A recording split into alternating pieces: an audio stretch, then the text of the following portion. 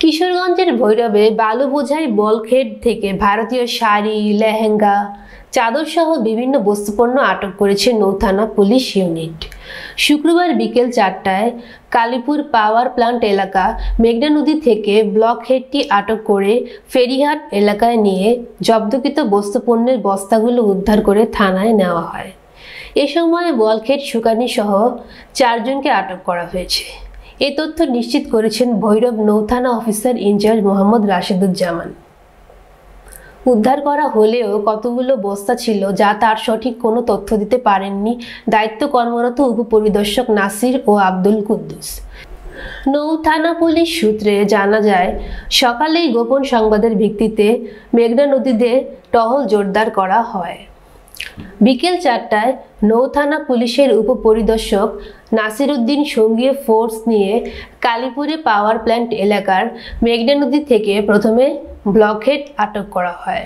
পরে ফেরিঘাট এলাকার জেটি ঘাটে তল্লাশি করে বালু বোঝাই বলখেডের একপাশে রাখা ভারতীয় পণ্য বোঝাই 100টি বস্তা উদ্ধার করা হয়।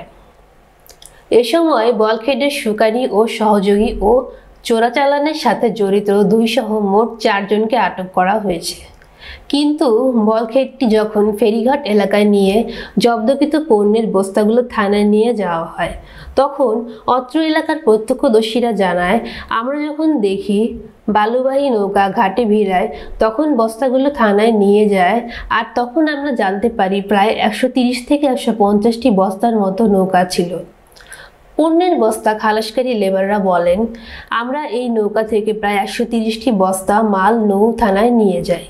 এই ঘটনায় আটককৃতরা হলো বলখেড শুকানি বরগুনা জেলার সদর থানার ডালভাঙ্গা গ্রামের রশিদ মিয়ার ছেলে রুবেল মিয়া ও সহযোগী একই উপজেলার চরগাছিয়া গ্রামের সোহরাব মিয়ার ছেলে মিজানুর রহমান। আটক আরও 2 জন চোরাকারবারি হলো সুনামগঞ্জের বালিকান্দি গ্রামের মৃত মোবারকের ছেলে কামাল মিয়া, একই জেলার মঈনপুর গ্রামের ছৈফুল মিয়া ছেলে জিহান মিয়া। এদিকে খবর পেয়ে বিকাল 6টায় সাংবাদিকরা নৌথানায় গেলে কর্তব্যরত অফিসারগণ তথ্য নিয়ে বিভ্রান্তি সৃষ্টি করেন। সাংবাদিকদের চাপের মুখে রাত 7:30টায় থানায় প্রবেশ করতে দেয় নৌথানা পুলিশ। এ বিষয়ে বলখেডের শুকানি রশিদ মিয়া জানান, 2 দিন আগে 7,000 টাকার বিনিময়ে সুনামগঞ্জ থেকে ভারতীয় বস্ত্রের বস্তা নিয়ে ঢাকার উদ্দেশ্যে যাচ্ছিলেন। সুনামগঞ্জ এলাকার আলাউদ্দিন মিয়া নামের এ ব্যক্তির নির্দেশেই মালামালগুলো ঢাকার মেঘনায় নিয়ে যাচ্ছিলেন বলে তিনি জানান। তবে কতগুলো বস্তা তা আমি জানি না। এ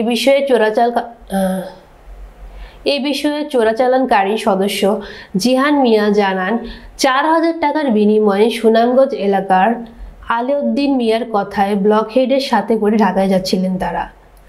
ঢাকায় গেলে পণ্য বুঝে পাওয়া ব্যক্তিরা তাদের ঢাকা থেকে সুনামগঞ্জে ফেরার বাসে তুলে দিবেন।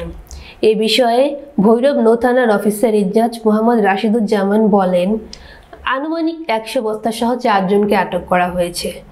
প্রাথমিকভাবে ধারণা করা হচ্ছে বস্তার মধ্যে ভারতীয় শাড়ি, লেহেঙ্গা, চাদর সহ বিভিন্ন বস্তু রয়েছে।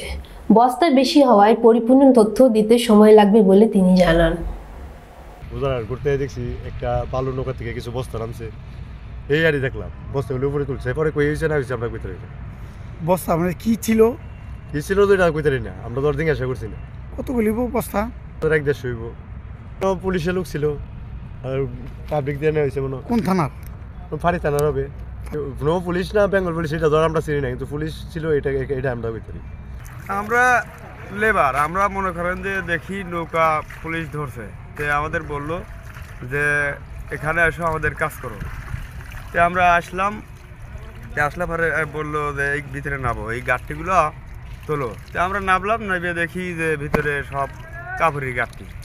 তো আমরা কাপড়ের গাঠটি নিয়ে নৌকায় থেকে পুলিশ ফাঁড়িতে নিয়ে আমরা জমা দিচ্ছি। এর ভিতরে শুধু কাপড়, 3 পিস আছে, শাড়ি কাপড় আছে, এগুলা চাদর আছে, মানে অনেক রকমের ইত্যাদি আর কি। শুধু পাইছি গাঠটি, কাপড়ের গাঠটি অনেকগুলো মনে হারেন যে ভেতরে আসলে আমরা খালি তুলে মনে হারেন যে ওই গোডাউনের হাতে পৌঁছাইছে, অফিসে পৌঁছাইছে। মাঝের সময় আমি বসা বিকাশের জন্য একজন লোক পুলিশ গেছে, যাওয়ার পরে আমি বলছি আচ্ছা লোকজন বসা কাজটা করো কি আর কি। ওই 100 এরকম হইতে পারে, 70-80। মালগুলি কি কি ছিল? মালগুলি ছিল হলো আপনার এই বোরকা কাপড় আর শাড়ি কাপড় আর এগুলি বোরকা শাড়ি কাপড় নৌকার থেকে টানার ভিতরে রুমে। পরে রুমের ভিতরে আমি গিয়ে আর দেখছি না ভিতরে। মালটা মূলত সুনামগঞ্জ থেকে আমি বালু নিয়ে আসছি, এই সাতক থেকে আর কি। আমবারে ছিলাম তখন ওই আলবদি ভাই নামে একজন লোক গেছে আমার কাছে, বুঝলেন। যাওয়ার পরে উনি বলছে ভাই কিছু কাপড়ের ব্যাগ আছে বস্তা আর কি, তুমি নেবে নি এই কই ভাই কোনো সমস্যা আছে কি? কয় না কোনো সমস্যা নাই। পরে আমার এই কইতে সমস্যা না হইলে আমি কয় লোক থাকবো আমার, সমস্যা নাই। কইতে ঠিক আছে আপনি তোমার কিছু টাকা দিব, আমি কই আচ্ছা দিবেন। পরে ভরার পরে আমার কিছু টাকা দিয়েছে, এই কয়টা পড়ছে হ্যাঁ আমি জানি না। আর এই কইছে যে তুমি মেঘনা যাওয়ার আগে আমার ফোন দিও, পরে মাল নিয়ে যাইবো আর কি লোক আইসে। আপনারা কয়েছে আপনার কইছে তোমরা যাও গিয়ে আপনার মেঘনাকে ফোন দিবা, ফোন দেওয়ার বাদে এই জায়গা থেকে মাল নিব, মাল নেওয়ার বাদে তোমরা এই জায়গা থেকে গাড়ি তুলে দিব, গাড়ি তুলে দেওয়ার বাদে তোমরা আবার আইবা। শেষ আমারে এর কইছে তোর লগে আরেকজন নিয়ে আসিস, দুইজনে তোরা যাবি মালের সাথে, তারপরে তো তোর এখান থেকে একজনে নিব মাল সহকারে, তোর গাড়ি তুলে দিব, তোরা আবার আমি সঙ্গে আইবি। 2000 টাকা দিব, এই তো আমরা দুইজনে 4000 টাকা দিব, দিয়ে আমরা মালের সাথে আইসি। ইভেন ইসলাম রাত্রে শুনেছিলাম, এটা আমাদের জাহাজে যে চালায় যে চুকুনি সে বলতে পারবে, এটা আমরা জানি। আমি কি জানি না, আমি কি জানি না, আমি যে জাহাজের চুকুনি সে বলতে পারবে। অবস্থা আছে 4জন লোক আছে আমাদের কাছে, আর বালগেটটা ওখানে আটকানো আছে নদীতে।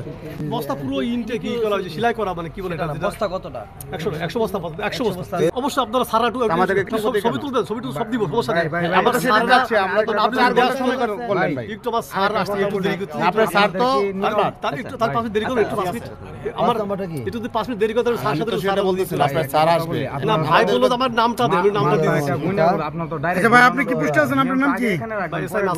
নাসির। সেটা আমাদের তো যেটা আছে সেটা দেখা যায় তাদেরকে। আচ্ছা আচ্ছা সেটাই যে ভাই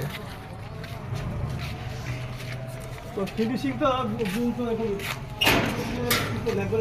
দেখা দিই।